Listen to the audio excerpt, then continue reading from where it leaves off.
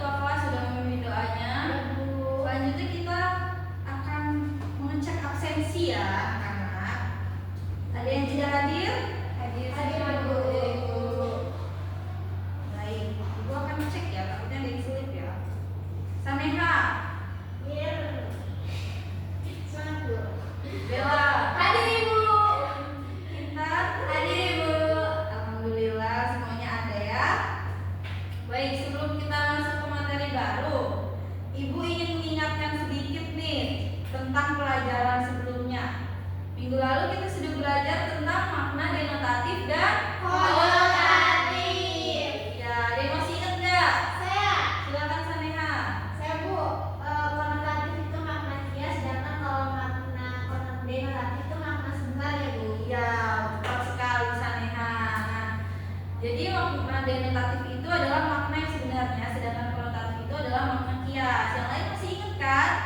Masih. Alhamdulillah masih ingat ya. Nah, jadi hari ini tuh kita akan melanjutkan materi yang masih berhubungan, yaitu tentang majas atau gaya bahasa. Ada yang tahu nggak apa itu majas? Kata biasa nih Bu. Betul sekali. Siapa Bella? Tanggal berapa ini nak? 29 Bu.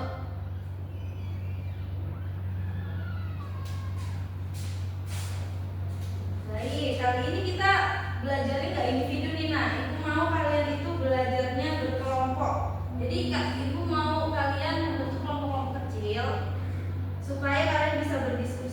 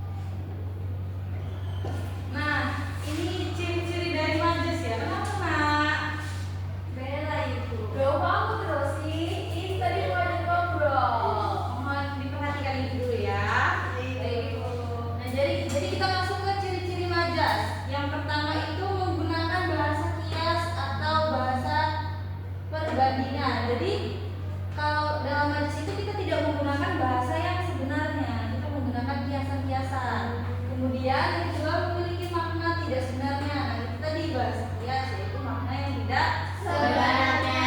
Yang ketiga menimbulkan efek keindahan. Kemudian yang keempat umumnya digunakan dalam sastra, seperti yang sudah disebutkan tadi. Majas itu biasanya muncul di dalam puisi, cerpen, lagu. Ya, betul. Kemudian kita masuk ke jenis-jenis majas. Yaitu ada 4 jenis majas. Yaitu yang pertama apa? Majas perbandingan. Majas perbandingan. Majas perbandingan itu adalah majas yang membandingkan satu hal dengan hal lain agar lebih menarik. Yang kedua ada majas sindiran. Majas sindiran itu apa sih? Majas yang digunakan untuk menyindir atau menyatakan kritik secara halus. Yang ketiga ada Majas pertentangan. pertentangan. Majas pertentangan itu adalah majas yang mengandung unsur pertentangan atau kontradiksi dalam kalimat. Kemudian yang keempat ada majas penegasan, yaitu biasanya digunakan untuk menegaskan atau menguatkan suatu hal. Nah, di dalam majas-majas ini itu ada apa saja dalam majas perbandingan? Yang pertama ada metafora, simile, personifikasi, dan asosiasi. Nah, jadi majas metafora itu adalah perbandingan langsung tanpa kata penghubung. Jadi itu dia menyamakan tanpa kata perbandingan gitu. Contohnya itu engkau adalah pelita hidupku. Jadi dia langsung menyamakan si engkau ini dengan pelita. Kemudian ada majas simile. Majas simile ini adalah perbandingan menggunakan kata penghubung.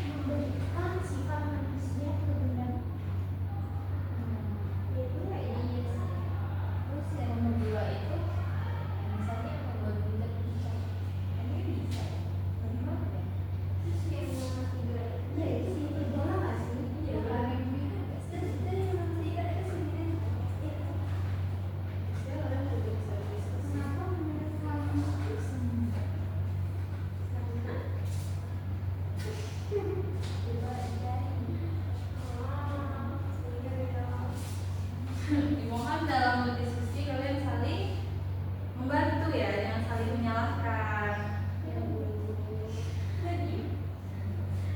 Baik, silakan dilanjut diskusinya ya.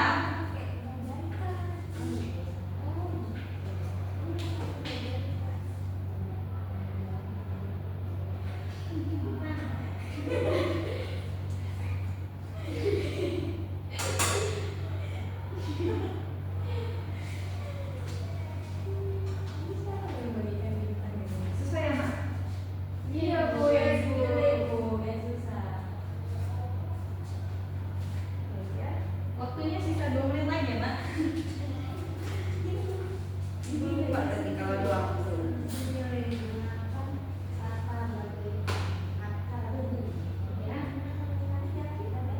Tadi pada mencatat kan waktu Ibu suruh Catat Ibu. Mereka yang nggak mencatat. Aku tuh ini banyak. Tapi Ibu kalau menanya aku, kan aku cuma kasih doang. Menurut aku nggak asal. Kenapa tulis? Oh ini. Baik, apakah sudah selesai? Apakah sudah selesai? Sudah Ibu. Baik, silakan satu persatu menjelaskan. Ini majelis apa? Silakan dimulai dari siapa? Saneha dulu, silakan. Mentari pagi tersenyum. Tersenyum aman. Itu merupakan majelis personifikasi, Bu. Karena mentari pagi tidak mungkin tersenyum seperti perilaku manusia, Bu. Iya, bagus sekali Saneha, benar. Jadi benda mati itu tidak bisa jadi karena benda mati itu diberi sifat manusia, jadi dia termasuk dalam majas personifikasi. Baik, kita tulis ya. Ya, Bu.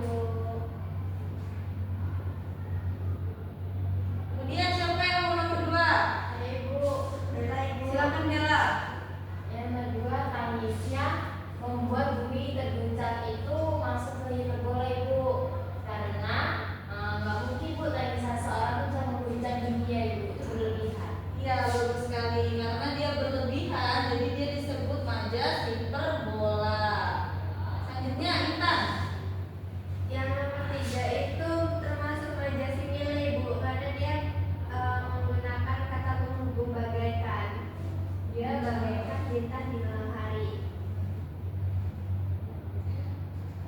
Bagus sekali Intan, sudah hebat. Jadi kalian bertiga ini sudah hebat dalam mendiskusikan majas bangga sama kalian karena kalian tadi walaupun sedikit ada cekcok tadi ya, tapi kalian akhirnya bisa berdiskusi kelompok secara lancar dan baik. Ya, Bu. Oke, selanjutnya Ibu mau kalian bertiga buat satu contoh kalimat baru dengan majas yang berbeda. Setelah itu kalian jelaskan alasannya. Ini sekarang tugas individu ya, nah. Tapi kalian boleh berdiskusi. Tapi kalian boleh berdiskusi, tanya-tanya temen gitu. Silakan ya. Ibu beri waktu 3 menit.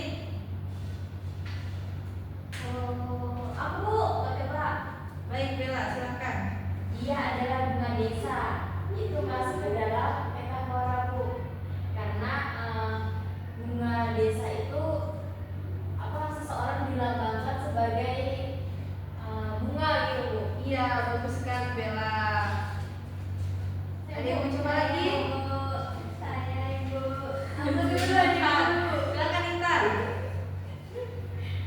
Ini Ibu.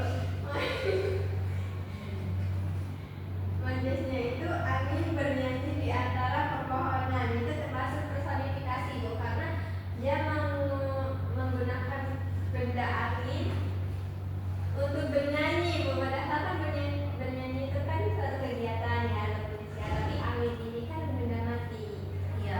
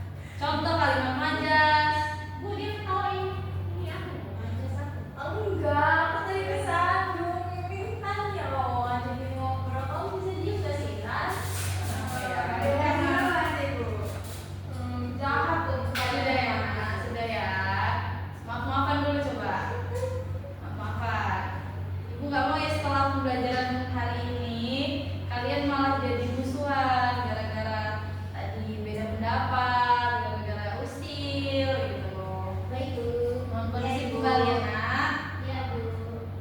Nah, jadi kalian ini kenapa bela? Bella Gitu ya. terus Ibu. Baik, karena jadi hari ini kalian tuh sudah dapat bagaimana Bella mau menangis Bella?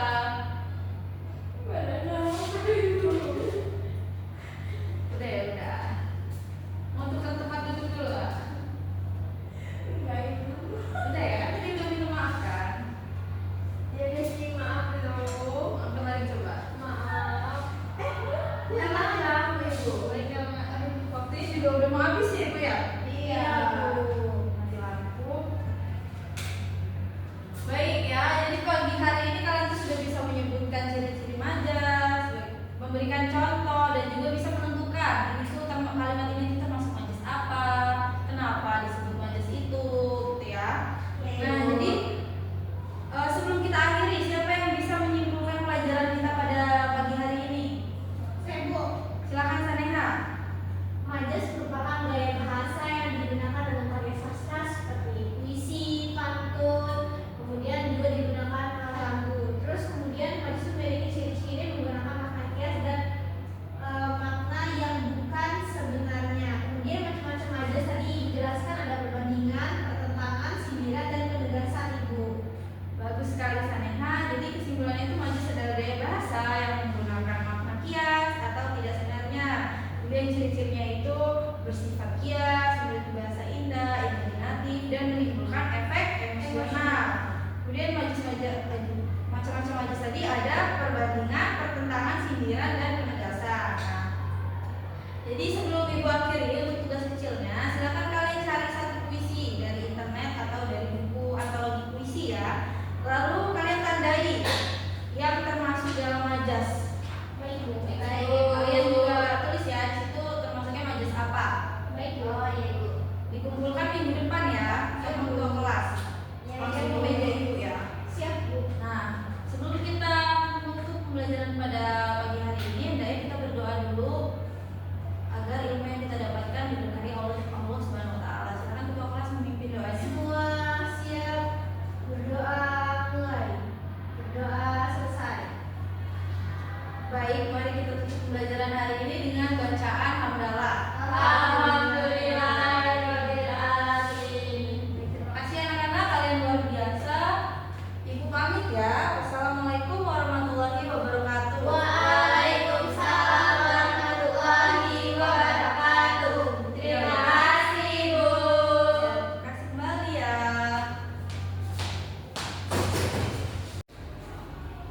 Saya Saneha Deputasari dengan FPM terakhir 65 sebagai observasi lisan dari calon guru Novia Fitri Rahmadi. Berdasarkan hasil observasi tulis, berikut hal yang sudah diamati. Yang pertama berkaitan dengan pemusatan perhatian. Calon guru merumuskan tujuan, kemudian membuat rangkuman bertahap, kemudian pada poin perjelas masalah atau urutan pendapat, guru merangkum serta menguraikan secara detail materi. Kemudian guru juga menandai persetujuan dan ketidaktujuan murid, kemudian meneliti alasan murid dalam menjelaskan, kemudian menggunakan contoh, kemudian menunggu siswa untuk mencari jawaban dan memberikan dukungan terhadap siswa. Guru juga meneliti pandangan dan memberikan kesempatan siswa berpartisipasi, mencegah pembicaraan yang berlebihan dan menghentikan atau melarang monopoli. Guru juga melalui kegiatan diskusi meneliti setiap pandangan murid dan memberikan gambaran yang akan datang. Kemudian guru juga menilai dari hasil kerja diskusi murid. Selanjutnya berkaitan dengan respon siswa. Yang pertama, seberapa banyak respon siswa dalam diskusi? Cukup. Kemudian apakah menurut murid komentar anggota kelompok relevan? Jawabannya adalah kadang-kadang. Kemudian menurut murid, apakah ada anggota yang berbicara terlalu banyak? Berdasarkan hasil observasi ada beberapa. Kemudian apakah setiap murid mempunyai waktu untuk berpikir setelah guru mengajukan pertanyaan atau mengajukan pertanyaan atau teman Anda berbicara? Ya, selalu. Kemudian Kemudian, apakah benda-benda yang diperlihatkan guru menyebabkan siswa ingin berbicara? Kadang-kadang. Apakah murid menganggap guru tertarik pada apa yang Anda bicarakan? Selalu. Selama diskusi, apakah murid mengemukakan ide baru? Ya. Bila guru mengajukan pertanyaan, apakah pertanyaan tersebut cukup jelas bagi siswa? Ya. Selalu. Kemudian, bila seseorang memberikan jawaban atau komentar yang salah, maka guru memberikan keterangan tambahan. Dan apakah tujuan diskusi itu cukup jelas bagi murid? Ya. Sekian, terima kasih. Wassalamualaikum warahmatullahi wabarakatuh.